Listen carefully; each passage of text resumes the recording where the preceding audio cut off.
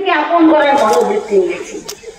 আমার পক্ষে তো আপনাদের আপন করার কোনো অসুবিধা নেই, কেন আমার রক্তের সম্পর্কের বন্ধন আমি অনেক আগে ছিন্ন করতে পারি।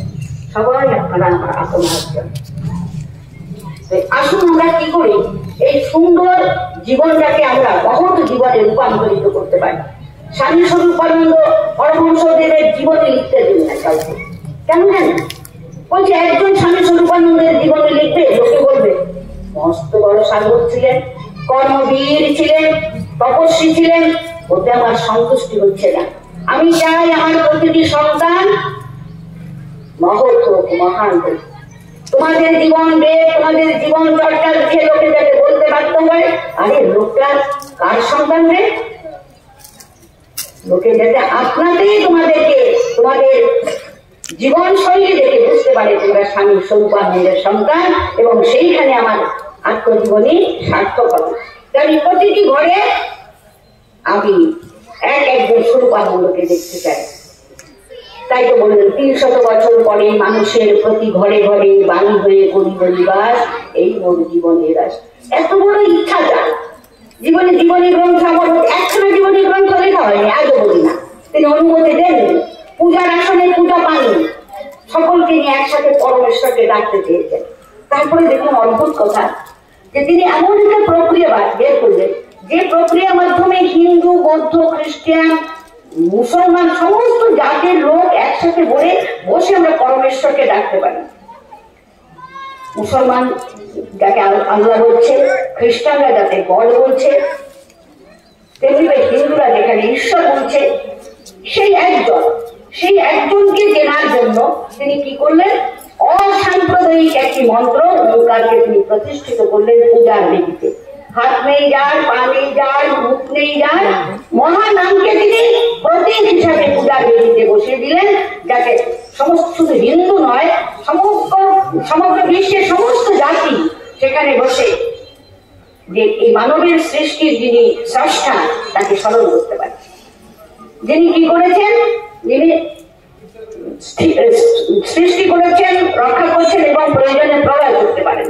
সৃষ্টি, স্থিতি, প্রলয় বিধাতা যিনি, তাকে তিনি ইঙ্গিত করেছেন। দেখুন একটা অদ্ভুত কথা, আমরা যখন গুরু প্রণাম করি, সত্যিকারের গুরু প্রণাম আমরা কি বলি না? ওম ব্রহ্মানন্দং পরম সুখদং কেবলম জ্ঞান মুক্তি দ্বন্দ্বাতীতং গগন সদৃশং তত্ত্বমষ্টাদিলক্ষম একং নিত্যং বিমলম অচলং সর্বদা সাক্ষী ভূতং ভবাতীতং ত্রিগুণরহিতং সদ্গুরুতং নমামি। কোন গুরুকে বন্দনা করি আমরা? দেখুন মহত্ব, বিরাটত্ব দেখুন। বলছে ব্রহ্মে সমাহিত চিত্ত হলে যে অকথনীয় আনন্দের হয়, যিনি সেই আনন্দ স্বরূপ, তিনি এক এবং অদ্বিতীয়, যিনি গগনের মতো উদার, আকাশের মতো উদার, তার সীমা সংখ্যা নেই, বিশাল যিনি, চিন্তা দ্বারা যার সীমা মিলে না, যিনি সর্বকালে সর্বভূতের সাক্ষী রূপে বিরাজিত,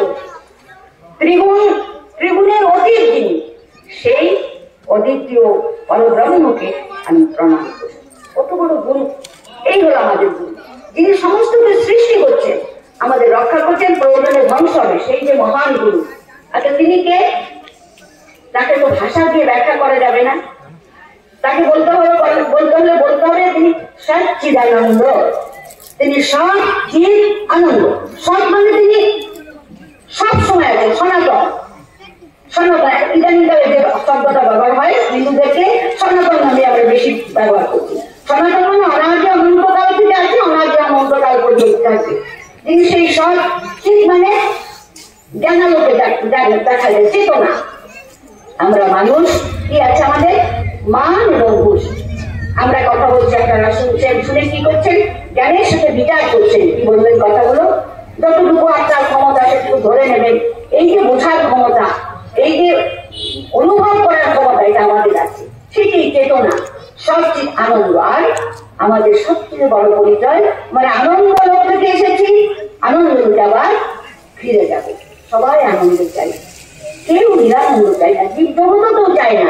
তাই সেই সনাতন এবং সেই চেতনাময় পুরুষ এবং যিনি আনন্দময় পুরুষ, অদ্বিতীয় যে জন, পরমানন্দ স্বরূপ যিনি, তার ব্যাখ্যা ভাষা দিয়ে করা যায় না। তাই শাস্ত্রে বলা হয় যে সেই পরম পুরুষের বর্ণনা দিতে বলা হয় আবাং ও মনস মানস গোচর। এই বাক আর বন দিয়ে তার প্রকাশ করা যায় না। আরেকটি ওয়ার্ড দিয়ে বলছে নেতি, সেটাকে নয় তার ইতি নেই। সেই পরম পুরুষকে তিনি জানার জন্য আমাদের কি করলেন, এই অসাম্প্রদায়িক মন্ত্রকে তিনি আমাদের সামনে এনে দিলেন। আরো কত অধিকার দিলেন দেখুন কি বললেন, তোমার সমস্ত দেব পূজা সেই পরমারাধ্যকে আরাধনা করতে তোমার মাধ্যম প্রয়োজন নেই, তুমি নিজে নিজে করবে। আমাদের শ্রাদ্ধ, আমাদের উপনয়ন, গৃহ সঞ্চার, আমাদের বিবাহ কার্য, আমাদের যাবতীয় মাঙ্গলিক অনুষ্ঠান আমরা কিন্তু সমবেত উপাসনার মাধ্যমে করি। আর একটু অদ্ভুত কথা বলি, আমার মা আমার পরে দীক্ষা নিয়েছে। মাসিক 9 বছর বয়সে বিয়ে হয়েছিল, তখন তার প্রথমতে দীক্ষা নিয়েছিলেন। আমাদের ক্রিয়াকাণ্ড দেখে আমার একদিন বললেন, আমার 9 বছরের দীক্ষা সব কথা মনে নেই রে, তোদের আচরণ বড় ভালো লাগে। আমার কি মা দীক্ষা নেবে? মা তখন হাসছে। আমি বলছি দেখো গুরুটা আলোচনা পক্ষে উচিত নয়, কিন্তু কোন ভ্রমণের যদি একটা ফুলে গিয়ে তার পিপাসা না মেটে তাহলে সে অন্য ফুলে গিয়ে মধু আহরণ করতে পারে। তোমার যদি সত্যিকারের ইচ্ছা হয় তুমি বাবা মায়ের কাছে দীক্ষা নেবে, তুমি পারো। মা দীক্ষা নিলেন। সেই মায়ের যখন আমি শ্রাদ্ধ করলাম অখণ্ড মতে, জানি না আমার কেন মনে এলো, আমি জানি না। দেখুন আমি কথাটা বলছি যে আমাদের অধিকার গুলো কেমন দিয়েছে। আমাদের তো গ্রামাঞ্চল, তো গ্রামাঞ্চল ভীষণ ভূতের ভয় থাকে না, ভূত পেত্রী এগুলি গ্রামে খুব গল্প থাকে। আমরা ছোটবেলায় ভূত পেত্রীর গল্প শুনতে বড় হয়েছি। আমার একদিন মনে হলো আমাদের অবকালচার অনেক মানে অপমৃত্যু হয়েছে। আমি গল্প শোনা, আমি নিজে দেখা মতে, তখন মায়ের যখন আমি শ্রাদ্ধ করি আমার কেন হঠাৎ মনে হলো, আমি বললাম সমবেত এরকম যারা অংশগ্রহণ করছে সবাই আসছেন, বলছি আমার মায়ের শ্রাদ্ধ আজকে আমি অখণ্ড মধ্যে সমাধান করবো। তারই সঙ্গে এতদাঞ্চলে যে সমস্ত আত্মার আজ পর্যন্ত উদ্ধার হয়নি, সমস্ত আত্মার উদ্ধারের জন্য আমি আজকের সমবেত উপাসনায় না মায়ের শ্রাদ্ধের সাথে সাথে তাদের উদ্ধার কামনা করব। এই ইচ্ছাটা আমাকে কে জাগালো বলুন? আমি তো ভেবে চিন্তে বসিনি, ওই সর্বশক্তিমান ক্ষমতাটা আমায় দিয়েছিল। আমরা আমাদের কাজ করবো। আপনি নিজের কাজ যখন নিজে করা যায়, আমি অন্যজন বলে দিল, আপনি মন্ত্র বললেন, কোনোটা উচ্চারণ বুঝলেন, কোনোটা বুঝলেন না, করে দিলেন। আপনি যখন নিজের কাজ, নিজের পৈতৃক শ্রাদ্ধ, মাতৃক শ্রাদ্ধ, আপনার পূজা পার্বণ, গৃহ সঞ্চার, বৈবাহিক কার্য যখন নিজেরা শত শত লোকের, একজন করছে না, কয়েক শত লোক মিলে পরম সেই রঙের কাছে আরাধনা করবে, কত মহান কাজ। এই কাজটুকু স্বামী সম্পাদিত করেছেন। কিন্তু তার আগে আত্মজাগরণ লাগবে, যার জন্য তার প্রথম প্রচলন হল চরিত্র গঠন আন্দোলন। চরিত্র গঠন আন্দোলন করে আমাদের ভিতরের ব্রহ্মত্বকে জাগাতে হবে, ব্রহ্মত্বকে জাগিয়ে তুলতে হবে। তাহলে আমরা যে ব্রাহ্মণ, ব্রহ্ম জানাতি ইতি ব্রাহ্মণ, ব্রহ্মকে আমাদের জানতে হবে।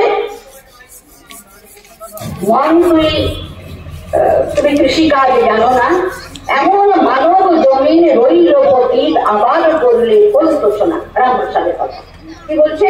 মন তুমি কৃষিকাজ জানো না, এমন মানব জমিন রইল পতিত, আবার করলে ফলতোষণা। তো দেখুন ইংরেজিতে বলছে heart is a great harvesting place. আমাদের হৃদয়টা একটা উর্বর কৃষিক্ষেত্র। সেই হৃদয়ের মধ্যে যে বীজ দেওয়া যায়, সেই বীজ অঙ্কুরিত হয়, পল্লবিত হয়, পুষ্পিত হয়, ফলে ফুলে ভরে যায়। আপনাদের হৃদয়, সবাই কিন্তু কথাগুলো শুনছেন, কোথায় কান দিয়ে শুনছেন, হৃদয় দেখে দিচ্ছেন। তো হৃদয় গুলিতে ঈর্ষা, হিংসা, দ্বন্দ্ব, কলহ, কুকথা